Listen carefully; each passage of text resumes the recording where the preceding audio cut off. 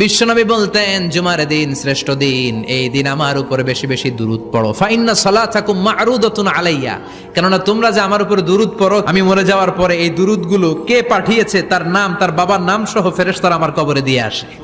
সাহাবারা বললেন, ইয়া রাসূলুল্লাহ কাইফা সালাতুনা মা'রুদাতুন আলাইক, আপনি মরে যাওয়ার পরে আমাদের দুরূদ কেমন করে আপনি দেখবেন? ওয়াকাদ আরিমতা, আপনি তো পচে গলে মাটির সাথে মিশে যাবেন।